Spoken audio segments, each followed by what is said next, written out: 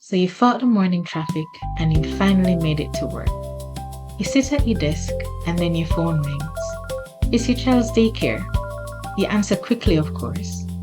And then you hear on the other end, Mrs. Johnson, you'll have to come for Joshua. He's been vomiting. now what? Let's talk. Pocketbook Pediatrics. Hi, and welcome back to Pocketbook Pediatrics. I'm Dr. Rishalan, and as usual, I'm always so happy to have you here with me today. Now, before we begin, I just want to say, boy, it has been really hot.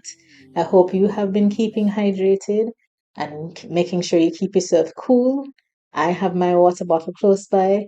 I hope you have yours too. So take your sips and let's get into talking about our topic today. So, our topic for today is going to be that of vomiting. And there can be so many different ways that we can take this topic. But what I want us to know is that not all vomiting is equal and not all vomiting requires alarm bells. And so, we're going to talk about vomiting that's common and then vomiting that's concerning. And as I said, there's so many different ways to talk about this. So I like to make sure first that we're talking about the same thing, and then we take the same categories so we can kind of keep ourselves on track for where we're going. So first, let's make sure we're talking about the same thing because in different cultures, vomiting can mean different things. Now, spit up, I think most of us, when we say spit up, we mean the same thing. We mean a small amount of food or content from the tummy coming up, usually after a burp or a pat on the back or so. And this is in infancy period, of course, so that first year of life. So that's what we mean when we say spit up. But now, when we say vomiting, it can be so many different things. Some people say throw up, some say puke, some say vomiting, some say retch, hurl, all sorts of different things. But it may not be the same thing that we're talking about. So, like here in Jamaica, when we say puke, we actually mean spit up. So, let's clarify what we're talking about today. When I say vomiting here today, what I mean is bringing up a large amount of content from the tummy. So that can be fluid, it can be mucus, it can be milk, it can be food that was had before. We're talking about a large volume. Sometimes even the whole content of the meal that was had before is coming back up. Versus spit up, which is just that small, sometimes inconsequential volume that comes up with a little burp or so. And then we said we're going to look at it in categories. So let's start off with our infancy, that first year of life, or the teeny beanies, as I like to call them. So in this age group, vomiting can sometimes seem so alarming. It can, because guess what? The truth is that we're learning them and they're learning us. And so everything can seem like, boy, this may be something that I need to go see doctor about, or this may be something that maybe more than, just a little thing. And so we definitely want to know what's happening. But in this age group, quite commonly, vomiting is not as alarming as it seems. And one of the main causes of vomiting in this age group is called gastroesophageal reflux, or just reflux, is how we may generally refer to it as well. And what happens in reflux is really that there's a muscle that connects the esophagus or the food pipe to the stomach. And that muscle is supposed to keep tight and keep things moving in one direction. But as with many things that are happening in this age, that muscle often needs some strengthening, and that happens over time. And so it can be encouraged to open back up and allow food to come back up or go the other way. And when I say encouraged, what I mean is that there are some things that tend to trigger off having reflux. And it can be generally overfeeding or the tummy being overfull and a little pressure, extra pressure on the tummy. Those are two of the main ways that we can see reflux occurring. Now, I say, we can trigger it off because usually we don't intend to. It can be very, very unintentional in these two particular cases. With the overfeeding, what tends to happen is that we're doing the best that we can, feeding on demand, and we are giving baby a feed every time they cry. But the thing is that crying is the only way that they really know how to communicate with us. So crying is I'm wet. Crying is I am hungry, yes. Crying is I'm lonely. Crying is I'm just trying to kind of figure out what my voice sounds like, right? So crying can mean so many different things. But if we instinctively give them a bottle or give them a breast when we hear a cry, that that may not need any extra feed right now is going to become overfull. And that food has to have somewhere to go, so it comes back up. And so that's one of the ways that we can have reflux. And then pressure on the tummy, again, I say, very unintentional often because we may put them down for tummy time, not realizing that putting them to lie down on the tummy increases that pressure. Or very commonly as well, this combination of a feed and a change. So we feed them and then we put on a nice fresh diaper and we put it on pretty snugly. But that snug diaper is also increasing some pressure inside the tummy as well. And so we have reflux occurring. The way that we're clued into the fact that it's reflux and probably not much more to be concerned about is that we have a happy baby, right? We have a happy baby. There's no presence of any blood. It's effortless. It comes back up, without any force at all. There's no blood. There's no other funny color going on in there. And baby is pretty good, not showing us that they're sick.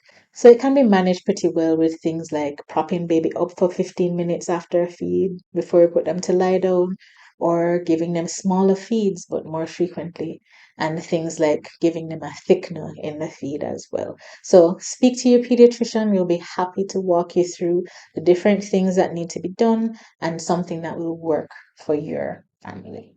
Now, moving on to the childhood age now, our kids coming from daycare and coming from school, pretty commonly we're going to be talking about something that they bring home. So they bring home their toys or other kids' toys, they bring home snacks, but they also bring home other kids' germs as well.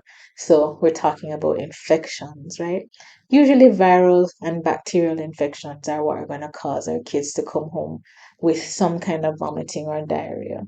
So, when they come home with an infection and we're thinking that it might be gastroenteritis, the other things that go along with the infection are very likely to be present as well. And one of the biggest signs that infection is on board usually is that they come with a fever. And then the other things that come with illness, a poor appetite, they may be lethargic or have that malaise, or just, kind of droopy. You don't want to talk much or play much. They may even have cough and cold symptoms. But it can be pretty easily managed at home. It can run its course, except when we're now starting to see moderate signs of dehydration. And that's going to be things like the eyes are not wet, so they're not having enough tears. The diapers are not wet enough, or they're not going to the bathroom as often as they normally do. The mouth is dry and lethargy that is beyond what you expect. So they're very difficult to awaken. Those are signs that, boy, I don't want to watch this at home. I definitely need to go and get some extra help. And that may be at your pediatrician, that may be going straight to the hospital, depending on the time of day or the severity of the dehydration. So monitor them closely at home and watch out for when it's time to go and get some extra help. And as we talk about getting extra help, now is a good time to transition into talking about what are some of the things that can be concerning, because gastroenteritis definitely can cause the next thing we're going to talk about, which is the persistence of vomiting. So, gastroenteritis or GE or gastro, it can cause vomiting over the course of a day, over the course of several days, but we need to be watching for the fact that, boy, this doesn't seem to be letting up. And while GE can do that, we also have to think that there may be other things on board, especially if we're now having persistence of vomiting that's not just happening within the course of a day, but it's happening over days or weeks or even months. Now we have to start thinking, boy, is there something else on board that I'm missing? Is there something that needs some further attention or investigation by my doctor? And so if you see that vomiting, now is the time to go and get assessed. And then the other thing that we can think about that's concerning particularly is if you see funny colors. So you begin to see the presence of blood. Can be bright red, it can be dark. Or if you begin to see the presence of bile, which usually has a distinct green color. It can be other colors like yellow, but definitely if you're beginning to see green, that's a sign to say, something is going on here and I need my doctor to give me some advice. So those are some of the main concerning forms of vomiting that we can come across. Now, as we begin to wrap things up, this certainly is not an extensive coverage of all the common things or all the concerning things that can cause vomiting. But we'll definitely continue to talk about these and other things as the days and weeks go by. But I don't want you to think that I forgot our preteens and our teens. I definitely did not forget them. They are a very special category, very beautiful category of kids. And they come with their own concerns, their unique concerns for that age. So, while infections and allergies and the sort can definitely more commonly cause some types of presentation of vomiting for this age group, I don't want us to forget to look out for what may be the beginning of an alert to the possibility of an eating disorder like anorexia or bulimia, which may first present with intentional vomiting.